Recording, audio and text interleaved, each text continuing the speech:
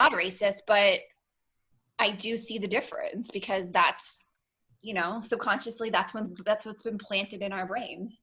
Right. I think that's the problem too, which is what's making it such a big movement, is that so many people like myself, like Amanda just said, like we're not even remotely racist, but you still do it. Like Haley has like 3 different friends at school and she talks about them all the time. And when she describes them, it's like they're pretty, they're tall, they're this, they're that. And then she was saying something about Emma the other day and Michael was like, that's her Asian friend, right? And it's like just the way, like you would not say like, oh yeah, so Melissa, yeah, she's white, she's like, you would never say she's white. But if you were describing a black person, you'd be like, oh, well, he's black, he's like 6 foot, you know what I mean? Like, so even just that, we're not, I don't think it's so much that people are racist. It's just like, wow, like, why is it that we don't call people white people, but we call people black people? And like, just not Somebody noticing. made a good point the other day. They were talking about Harry Potter, and she talks about the characters in the book, and the first instance where a character that's introduced that's black, she pointedly mentions the color of their skin, but nobody else in the book has ever mentioned the color of their skin. We all just presume that they're white until entering a character who is different or is, and she's changed the color of their skin, and she's pointed that out, that their skin color is different. Right. Interesting. Well, even just all the shows we grew up with, like if you think about it, like Friends, 90210, like anything like that, they're all white. Like there's not a black friend in Friends. There's not an Asian friend in Friends. Like it's just, they're white, right? Everybody's white. Everything we grew up with is white. And like, without even thinking about it, that's how we were programmed. Yeah. So like there are subliminal messages going in our head that we're a superior race. And like, even if we don't think we are, that's what's happened. Yeah. And like, to be honest, I grew up with like, until high school, I don't think I knew a black person. And then in high school, we probably had a handful. So like, in the community that we live in, we have one black family that is mixed. There's kids, she has 2 kids and they're mixed. And this is, for us, this is going to be really important, especially living in a small town, that, teaching diversity and ethnicity is going to be super important for our family and for our community, because my son is going to go to a school that doesn't have any diversity, that doesn't have other ethnicities. Totally. And then he's going to go into society, right, where not necessarily a culture shock, but he's not going to, it's like, it'll be, there'll be differences, right? Yeah. Jen, your hair looks so blonde. Sorry, totally got sidetracked. I finally got it done. Yay. Happy. And for Jen and I mean, we grew up in the south suburbs, and Jen has a lot more experience working in the black community. She was a private investigator, for you girls that don't know. And so I do want to bring up kind of the police side of things too, because I do support police, and I know Jen does too, and that's like another way, and I don't know how we can promote that, or that's harder to talk, like, I don't know. It is hard because like I see it on both sides. I fought as a female to go and work in the West Side. My dad was a part-time sheriff. My family is like, has police officers within it and our friends. And I mean, my dad and even the boss of our agency, and even, my 2 closest black agents that I work side by side with, were like, you have no business being there. They're going to eat you alive. You're female and you're white and you're blonde. And I was like, I'm not standing for that. Like, I want to make a difference. And so I really fought for my position, and I made a difference. But I got to tell you, it was such a culture shock coming from, I mean, it's White Palace where I grew up. That's what I call it, because we really didn't. I mean, Amanda and I grew up in the same community. There was only a handful of black people. And when I came from Chicago, I grew up around Midway, and yeah, there was more black people there, but still it was a very white central part of Chicago. And then I moved to the West Loop, and I lived in an Eiffel White Tower is what I call it. Like, I didn't have black neighbors. I had black service people that cared for me. But then when I moved in with John in Old Town, It was a blended community. So when they pulled down the towers of Cabrini Green, their idea for the development was in order to make a difference, which I agree with, because I seen it working in the West Side. The kids growing up there had no idea what a good life would look like. You know, we all grew up with the safety of whether our parents were divorced or not, they always provided a roof over our head and food on the table and a safe school for us to go to. And, you know, you could even walk to your friend's house or walk to the grocery store or walk to the park and not have to worry about gunshots flying. And the difference between where I lived on the one side of Old Town versus if you cross the other side of Old Town is, even though they pulled those towers down, they integrated the CHA units within our building. So the condo we just sold on Tuesday, we had CHA units within. Then the condo that we have kept in Chicago also has CHA. Behind it, we have Robert Taylor Homes. And then 2 blocks across the street, if you look over Jewel, those are the 2 hardest streets in Chicago, because it's all low income families. And the problem is like when you build places like that and you put security gates all around it, and then you put bars on windows, you're treating them like animals. And so when everyone says they act like animals, well, it's because you treat them like that. And I blame, like, I'm a Christian and that's Catholic Charities. I blame them for treating it like that too. And, you know, coming from the police side of it, and owning a dog, like I stepped away from my career by choice. More so of the things that I saw going on in the courtrooms and the greed. I loved what I was doing within the communities, but mentally, like I couldn't go home. Like I was the lead female outside investigator for Tianda and Diamond Bradley's case. And literally would go home at night and I was raising someone else's kids. I had my husband's stepchildren who came from an abusive situation, and it was a white abusive. Their mom was a drunk and a bipolar. It ran in her family. My ex-husband was an alcoholic. So I saw it on the black side of things and I saw it on the white side of things, how things repeat themselves, because both of my stepkids that I no longer have communication with are reliving that same thing that my ex-husband's ex-wife and him both were divorced families, alcoholics. They turned into it and now their kids are it. And it's the same thing that you see that happens in the Black communities. But unless you work within it, you don't know that. So that's why it was such a culture shock. Like I literally would come home from work and I would need a drink, honestly, to decompress what I just saw all day long, because I just didn't grow up like that. It was so hard to see that. And so like when I was walking dogs, you know, a lot of my friends are from 18th District where my home was. And like I could only walk to Sedgwick and Evergreen, and then you're really taking your life in your own hands because it's gang crossfire there. And the way the police handle it, which a lot of people don't know, is you let them have their space. You give the gangs their space, and then they don't come into the rest of the community and, you know, create this rioting and stuff. And a lot of people don't know that. And like my family, who's part of that, gets it, but like my brother and me sadly did not talk. He's just a very introverted person where I'm a very extroverted. And so like we're both having issues right now. And I'm like, how dare you say that I'm a racist when I worked for 2 years solid in the West Side. You've never stepped foot in the West Side. You've only drove past it down 57. And I was like, and now you live in St. Charles, which is like total Whiteville. I was like, and I lived in a mixed community before I even moved to Denver. So it was like, and I still have a home there that we'll always have. Like we love our community. I miss my family. I miss my community, but it just angers me that he said something like that. Cause I'm like, I'm so far from that.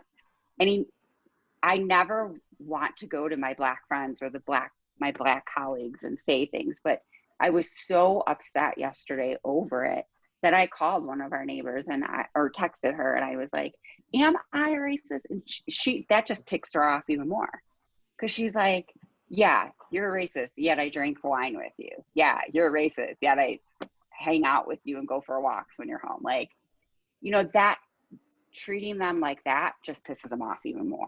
So it's like, you've got to have a respect. There's just got to be a fine line of respect where, like you guys said, your kids don't see it. When we grew up in Whiteville, that's all we know.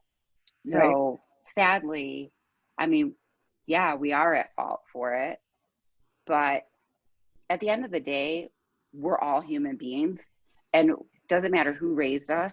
I don't know if you guys are Christians, but the more I'm studying about my own purpose and things, we have free will and we have the right to make choices. And so if you choose to see somebody with their color of skin and cross the street or do whatever, I mean, the year prior to moving here in December, the year prior, and then right before we moved here in November, I've had 2 guns to my chest for my cell phone. And one was in the West Loop and one was right outside our house. And I have a right to feel like a victim and be cautious. But at the same time, I also am like, I know that in all races, there's good and bad. And so I have to be cautious. Generally, I have to be cautious as a woman. Thank God I have the training behind me that I do that has always saved me in bad situations. But I mean, girls in general, we're always going to have to be cautious of any man. I actually just talked about this with a friend this morning. Her son, you know, went besides another girl on the train coming into the city in Atlanta, and he just felt like it was the right thing to do. And I had the same situation. I was 23 years old. I had just started working for the agency. I wasn't even a vice president, and I was just an agent, just coming out of college. Like, I left my job and I decided to go into undercover work. And it was 7 o'clock in the morning. I was, you know, coming in from the burbs, and this guy just wouldn't leave me alone. And some guy, I don't know his name, I'm grateful for him, but he came and sat next to me and he walked me all the way to work. And my girlfriend's son just did that. And I said, you have no clue for a woman how scary it is in this world. And it's how you feel as a woman, it's 10 times worse for a Black person.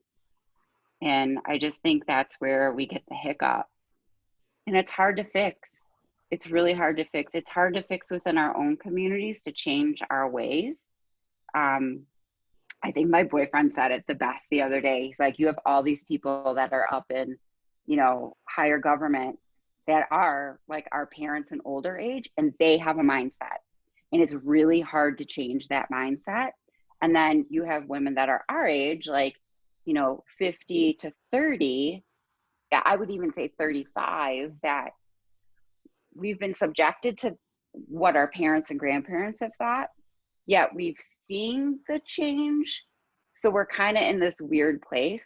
And then you have the people that are, I would say, you know, under 35, closer more to 30 in that, you know, 18 range, that are just like, I want change, I want change. And I remember being that person. I was that person that was fighting to be in the West Side, and everybody told me you have no experience, and they were right. I walked myself into a diverse situation where I've multiple times could have gotten killed because I just wanted change. So you just have to learn to respect and kind of find a fine line. And it's not something that's going to happen overnight, but I think this is good? I agree. I think this is good. I think this needs to start to make the change. I do not agree with the looting, and it's so aggravating to see it. I mean, our neighborhood was destroyed by it back home, and it's sad.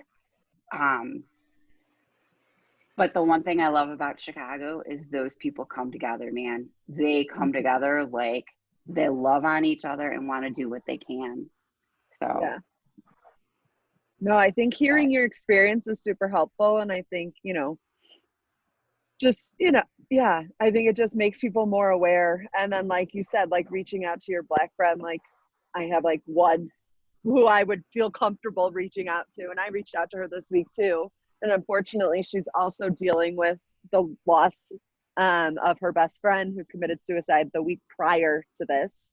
And I'm just like, I can't even fathom what you're going through right now, but just know I'm here. Like, if you want to, you know, talk about anything. If you want, I will send you an article that my Black friend sent to me.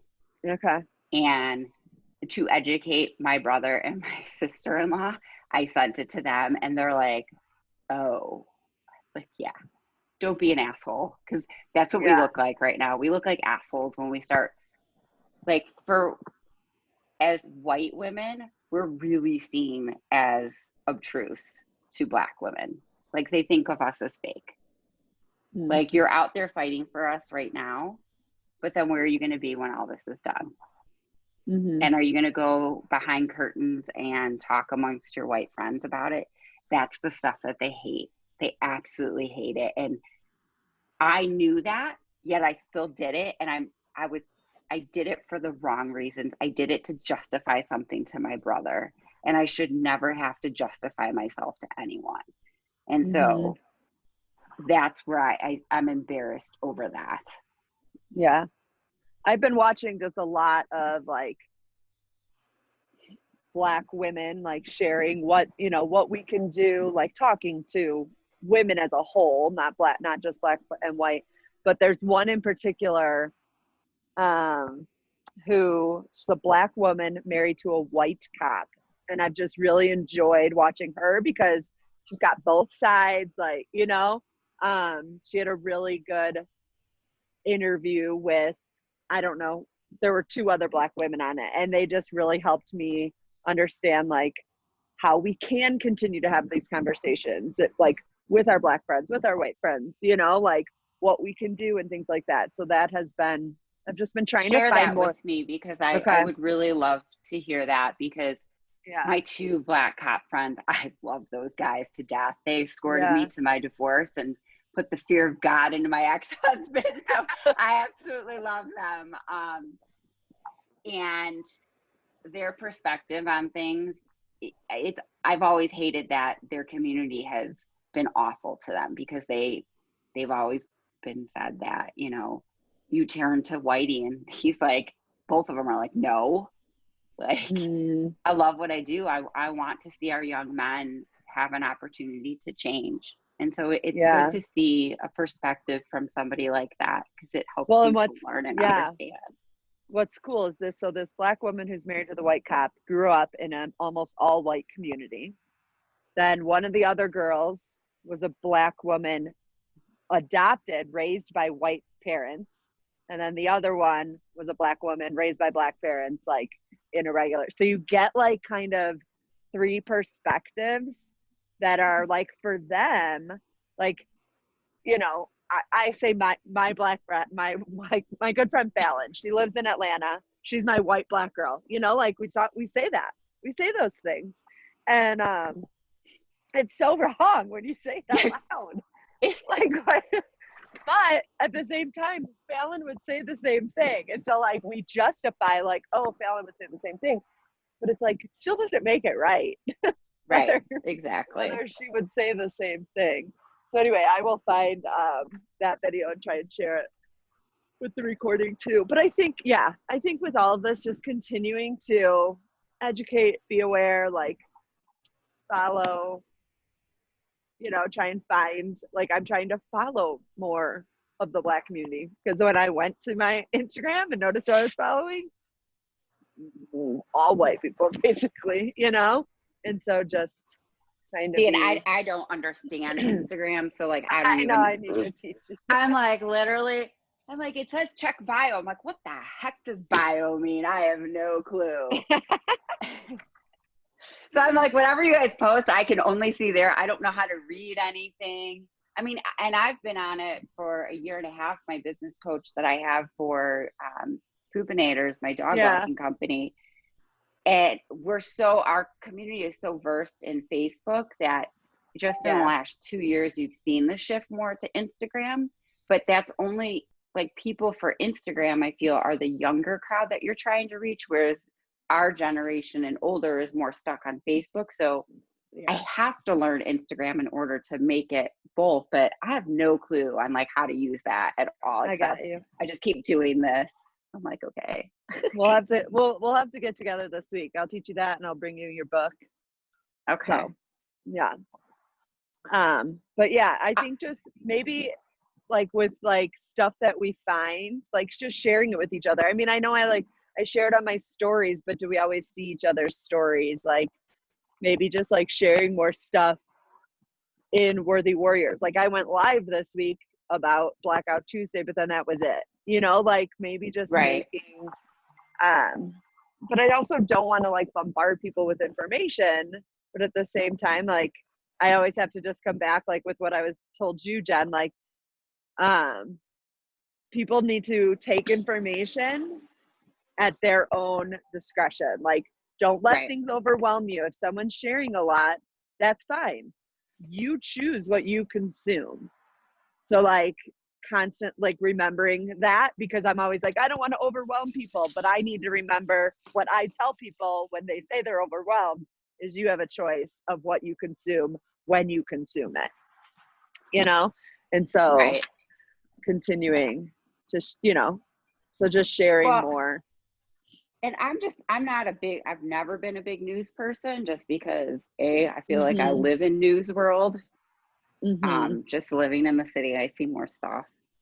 Oh yeah. And I cut myself off from that. Same for social media. Like I told you, I don't have it on my Yeah. phone. I have it on my computer for good reason because Yeah. I get too caught up in it. Yeah.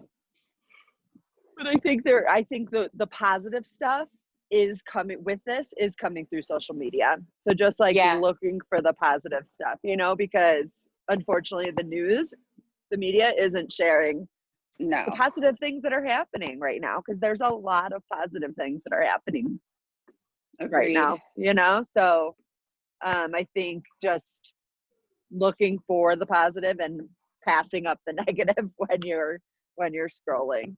Although it's hard sometimes. Like I opened something the other day and I'm like, why am I reading this? Like why? I need to not consume this right now. Agreed. But I think just having more conversations like this is important. I want justice. I want, you know, like, so just thanks for having these conversations with me, girls. Because No I don't know problem. if everybody like feels the same way or wants to talk about it, but it's something that I want to talk about, and I want to be a team that does talk about it and doesn't just like, oh, we're just not silent, because I don't think anybody's really like being silent or doing things on purpose. Like I think people just aren't sure what to talk about, what to share, and things like that. And I think just being open with each other, we don't all have to agree, Right. but just being open, like I think it's important for us to have these kinds of conversations. This is the whole point, right? Is Right. opening it and opening communication and you know, Right. talking about it. It's not, you know, as much as we need that change, it's also, this is a really important part of providing that change. And you know, Right. it when they were talking about it on Tuesday about how, like, you know, it's Blackout Tuesday and it's for the, you know, for the white community You drive? to You want me to drive? be silent and listen. You know, everybody has the right to their own opinion and everybody has the right to their own thoughts. Right. But what goes hand in hand with that, and what's really important, is that we also listen to what others have to say and we take into consideration what others are saying Right. in order to build our own thoughts and growth and change and mindset and all that stuff that goes along with it. Right.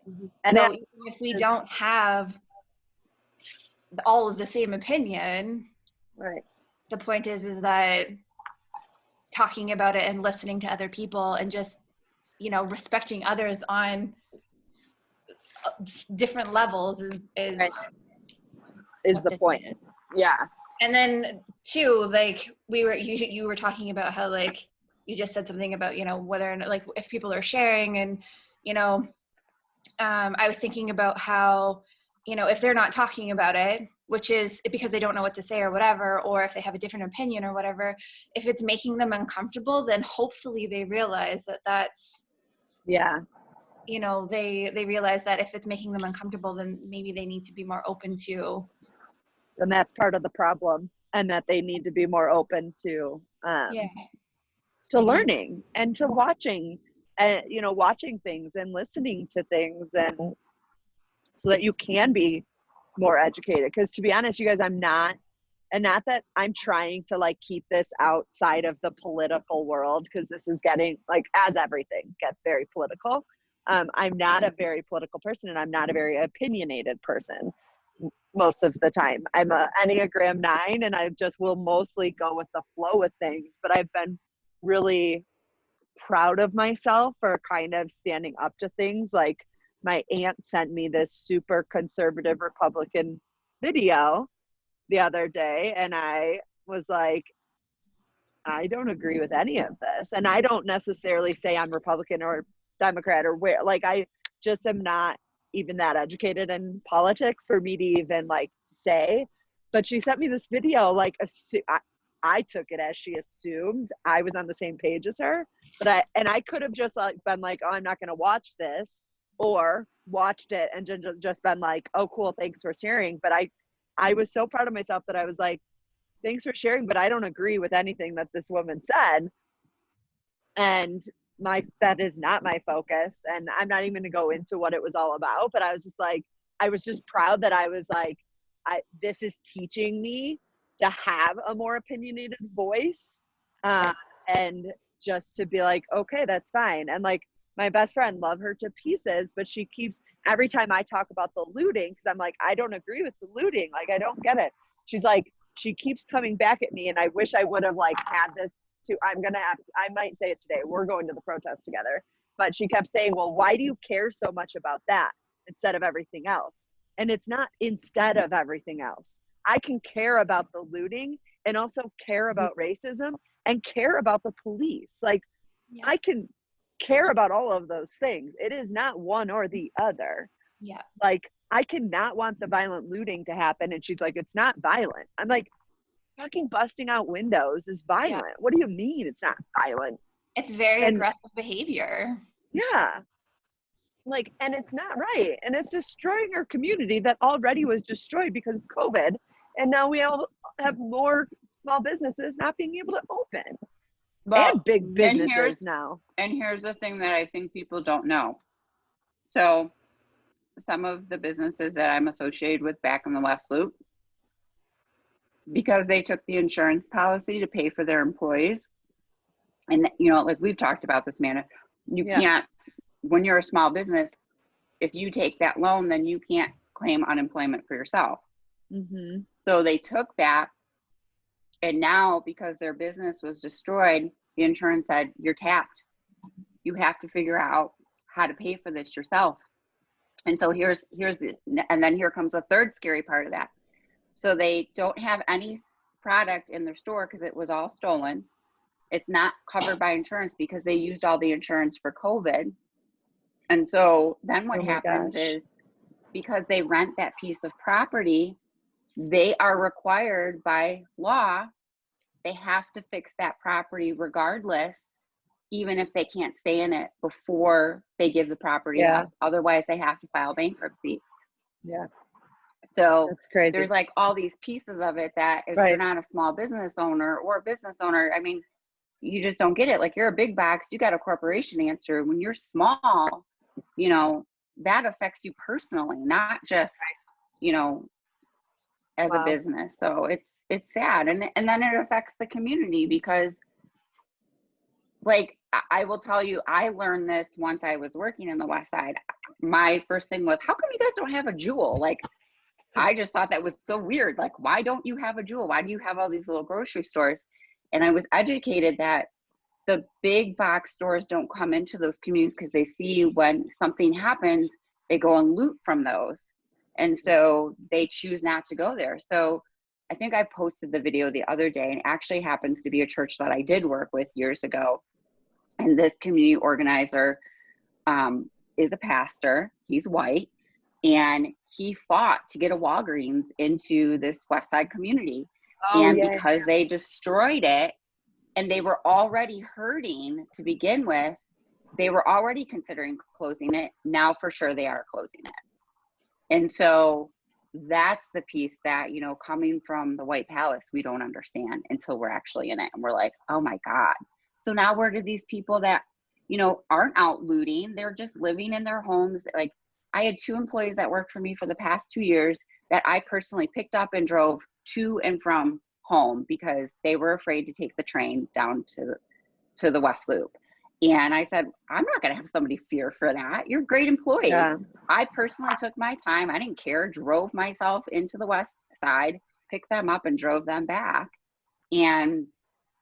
But they need, like, the transportation is very little to be able to get anywhere. So it's like they got to spend all this money on public transportation just to go outside of their community to get medicine now. Yeah. Yes, we're going. I have to go, ladies. All right. But so Have fun. have a great Saturday. It was You great too. chatting. You too. So good. Have fun. All right. Talk to you. And again. Thank you. I'll talk to you later. All right. Bye. Bye. Yeah. So And I had a friend the other day who I definitely like was not expecting this from her, but she sent me a text message and was like, oh, hey, if I don't respond on social media, like it's because I removed it all from my phone. And I was like, oh, okay. And she was like, I can't listen to any more of this Black Lives Matter shit. And I was like, wow, like that is like white privilege to the fucking T, right? Like you don't want to listen to it. You don't care to listen to it. Like, oh, sorry, it's affecting your life. I was just like, whoa, like Yeah. I was not expecting it from her at all. And I was just like, wow.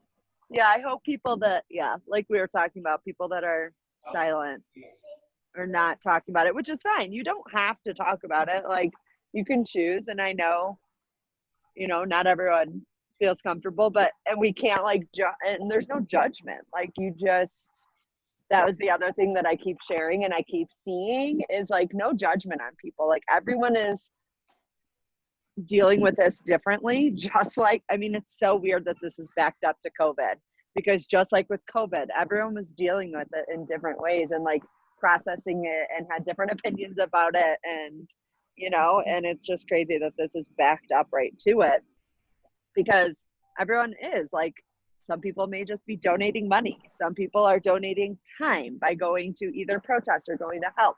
Some people are sharing on social media. Some people aren't, you know, and just like respecting each other where we're at, but like having these types of conversations.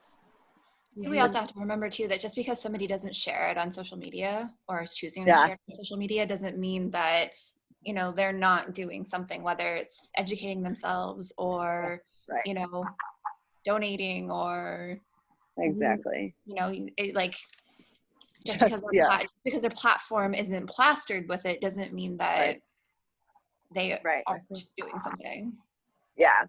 But I also did feel like Blackout Tuesday, as influencers who constantly share our lives on social media, I felt that it was important to get quiet because I want a positive presence on social media, like, and I want to respect and be sensitive to things like this that come up. Like, I think we do and that's why I shared in our team page. Like, again, I shared at the beginning of it, like, you choose what you want, like, but I'm just giving you my like thoughts here. Like, I think it's important that we kind of take that time. And during this time, I do think it's important, again, like you don't have to share constantly, but I am trying to continue to be conscious of like things that I see and resharing them.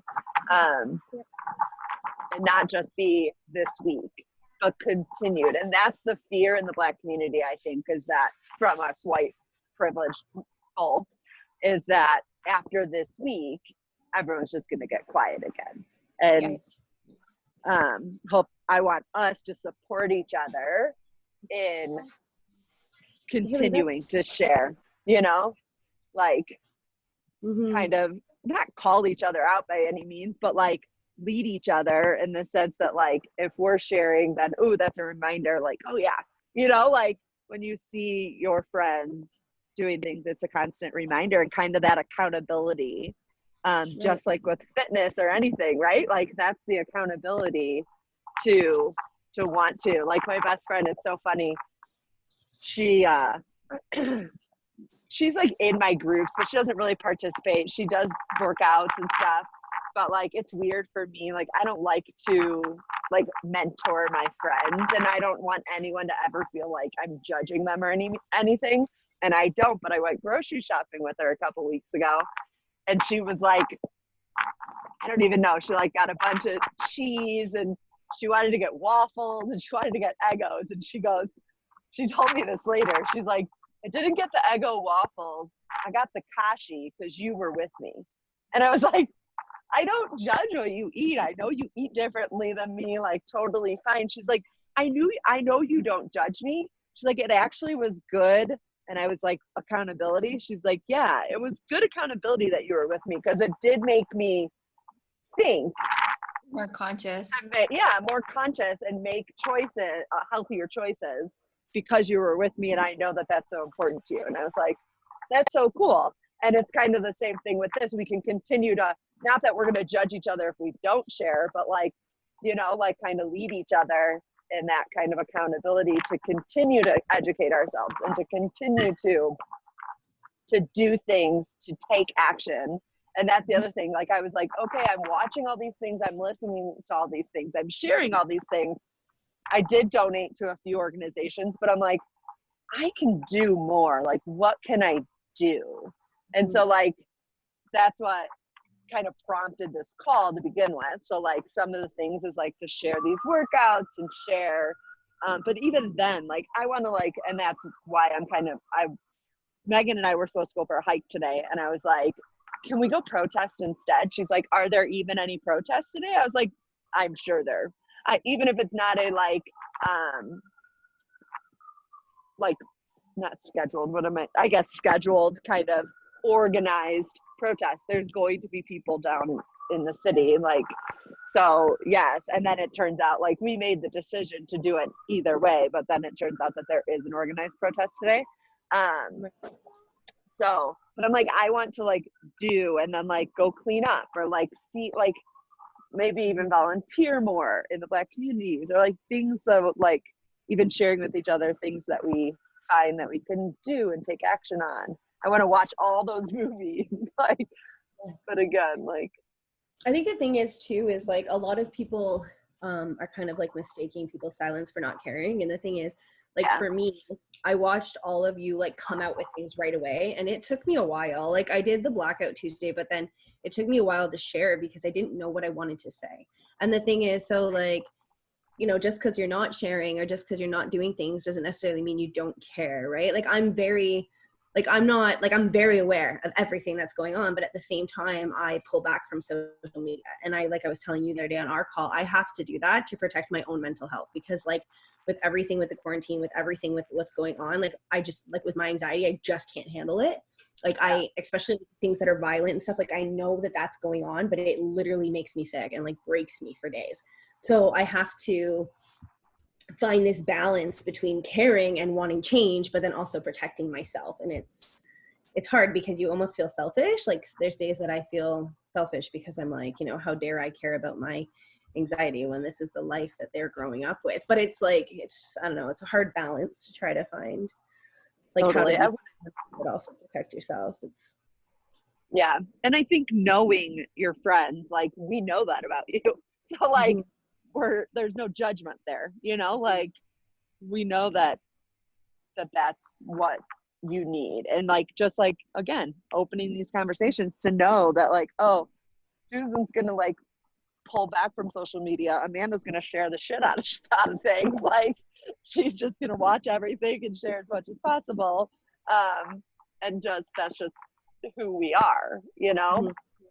And Melissa's gonna share about kid stuff and not, you know, like, so just you know, I'm just like using examples, but you guys, it's getting so windy up here. I don't know if a storm's coming. It's so weird because it's super clear over there. There's like big dark clouds over me. Like my computer is blowing. That's how windy it is. But it's so weird. This is not a normal this cloud. Normally you would see blue skies in Denver. These clouds need to go. But it's also going to be like 90 today. So it's weird. But Jealous. Yeah, not very warm today. yeah, you guys cold again there? Not cold. It's not like hot. I don't know. Okay. Springy. Yeah. I know every time I talk to Amanda, I have to like translate it. Oh yeah. Yeah. I'm like, you yeah, don't know, it's though. 21 here. And then, I don't know what. It's like 19 today, isn't it? Like something like that. 19, 20, Yeah, what's that? 20. Hold on. 66. I keep an extra weather app on my phone in Fahrenheit just for situations like this. Oh my gosh, you do? I totally do. That's It's like a little hilarious. more. Oh, I love it. That's awesome. So like the iPhone has like a weather app which I keep in Fahrenheit, and then I have the Weather Network which is in Celsius. Oh, that's awesome. That's so I know funny. every time I post, like, if I post on Instagram specifically about the weather, I always put Celsius and then I put Fahrenheit because I'm like, all my American friends watching are gonna be like, what does that mean? Like, what is 26? I always I'm put like, I don't know. That's so funny. All right, girls, let's do a boomerang and get on with our days. I have such a headache. Oh. You have a headache? Oh, Mhm. boo. All right, ready? 1, 2, 3. Yep. Love you, girls. Me too. All right. Thanks for having these conversations. I'm going to share these documents in with like the recording of the call too. Oh, here comes the rain. Good timing. Get out, what you can. All right. Bye. Bye. Bye.